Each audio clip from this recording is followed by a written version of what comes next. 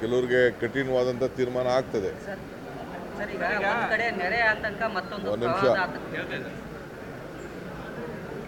ನಾನು ಮಾತಾಡ್ತಾ ಇರೋದು, ನೀವು ಮಾತಾಡ್ತಾ ಇರೋದು ನೀವು ಮಾತಾಡ್ಕೊಳ್ಳಿ. ಮಾತಾಡ್ ಮುಗಿತು ನಾನು ಅಂತ ನಿಮಗೆಲ್ಲ ಹೇಳಿದ್ರಿ. ಉತ್ತರ ಕೊಡಲ್ಲ. ನಾನು ಹೇಳಿದ್ದೆಲ್ಲ ಹೇಳಿದ ಮೇಲೆ ಆಮೇಲೆ ಮಿಕ್ಕಿದೆ. ಸೊ ಅದಕ್ಕೆ ನಿಮ್ಗೆ ಇಷ್ಟ ಆಗಿದ್ದಾಗ ಮಾತಾಡಬೇಕು ಅಂತ ಹೇಳ್ತೀರಾ. ನಾನು ನಿಮ್ಗೆ ಇಷ್ಟ ಬಂದಾಗ ಮಾತಾಡೋದು. ನನಗೇನು ಇಷ್ಟ ಇದೆ ಅದೇ ಮಾತಾಡಿ ಸರ್, ಅವೆಲ್ಲ ತಿಳ್ಕೊಳ್ಬೇಕು ನೀವೆಲ್ಲ. ನಾನೆಲ್ಲೂ ಮೀಡಿಯಾಗೆ ಅಡ್ರೆಸ್ಸೇ ಮಾಡ್ತಿಲ್ಲ. ಇಲ್ಲಿ ಏನೋ ನಿಮ್ಮ ಗೌರವ ಕೊಟ್ಬಿಟ್ಟು ನಾನು ನಾಳೆ ಫ್ರೆಂಡ್ಸ್ ಅಂತ ಬಂದಿದ್ದೀನಿ. ಸೊ ಈ ಬೀದಿ ವ್ಯಾಪಾರದ್ದು ಈ ರೀತಿ ತೀರ್ಮಾನ ಮಾಡಿದ್ದೇವೆ. ಇವತ್ತು ನಾನು ಏನೇನು ನಮ್ಮ ಕೃಷ್ಣಬೈರೇಗೌಡರು ಕಾರ್ಯರೂಪ ಮಾಡಿದ್ದಾರೆ, ಇದು ಅವರೊಬ್ಬರ ಮೇಲೆ ಬಿಡುವಂಥ ಪ್ರಶ್ನೆ ಅಲ್ಲ. ಇದು ಇಡೀ ಎಲ್ಲ ಶಾಸಕರು, ಬೆಂಗಳೂರು ಶಾಸಕರೆಲ್ಲ ಸೇರಿ ನಾವು ಪೊಲೀಸ್ ಅಧಿಕಾರಿಗಳ ಹತ್ರ ಕೂಡ ಚರ್ಚೆ ಮಾಡಿ ಈ ತೀರ್ಮಾನವನ್ನು ಕೈಗೊಂಡಿದ್ದೇವೆ.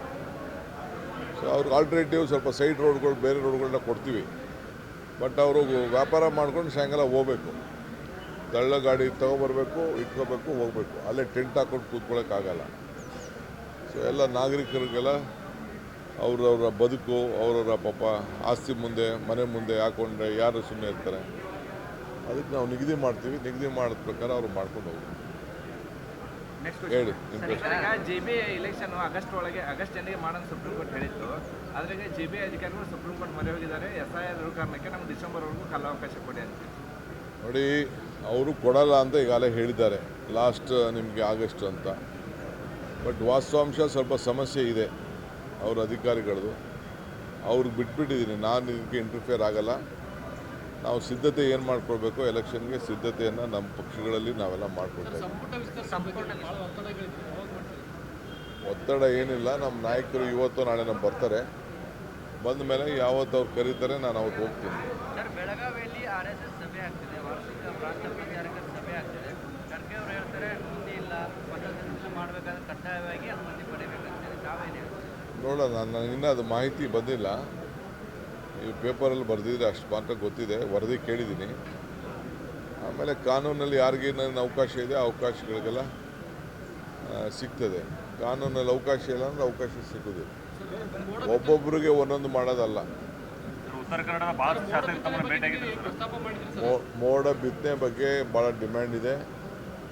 ನಾನು ನಮ್ಮ ಲೀಗಲ್ ಅಧಿಕಾರಿಗಳು ಮತ್ತು ನಮ್ಮ ಫೈನಾನ್ಸ್ ಡಿಪಾರ್ಟ್ಮೆಂಟ್ ಹತ್ರ ಮಾತಾಡಬೇಕು. ಶಾಸಕರೆಲ್ಲ ಭಾಳ ಒತ್ತಾಯ ಮಾಡಿ ಹೇಳಿದ್ದಾರೆ.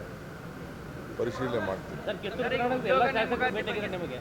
7 ಜಿಲ್ಲೆಯವರು ಏನೇನು ಮುಂದಿಟ್ಟಿದ್ರು, ಏನೇನು ಬಗೆಹರಿಸಿದ್ರೆ, ಏನೇನು ಹೊಸ ಯೋಜನೆಗಳ ಜಾರಿಗೆ ತರ್ತಾರೆ? ಸದ್ಯಕ್ಕೆ ನಾನೀಗ ಹೇಳಿದಷ್ಟು 2 ವರ್ಷ ಅದು ಚಾಲನೆ ಆಗೋಂಥ ತೀರ್ಮಾನಗಳನ್ನು ನಿನ್ನೆ ಕಿತ್ತೂರು ಕರ್ನಾಟಕದ ಸುವರ್ಣಸೌಧದಿಂದ ತೆಗೆದುಕೊಂಡಿದ್ದೆ.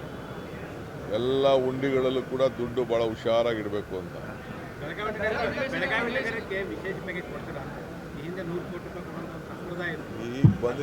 ಬಂದಿದ್ದೀನಿ ನೋಡೋಣ. HD ಕುಮಾರಸ್ವಾಮಿ ಅವರು ಚೀಫ್ ಮಿನಿಸ್ಟರ್ ಇದ್ದಾಗ ಬೆಳಗಾವಿ ಅಧಿವೇಶನ ಮಾಡಿದ್ರು. ಯಡಿಯೂರಪ್ಪನವರು ಸುವರ್ಣಸೌಧ ಕಟ್ಟಿದ್ರು. ನೀವು ಸರ್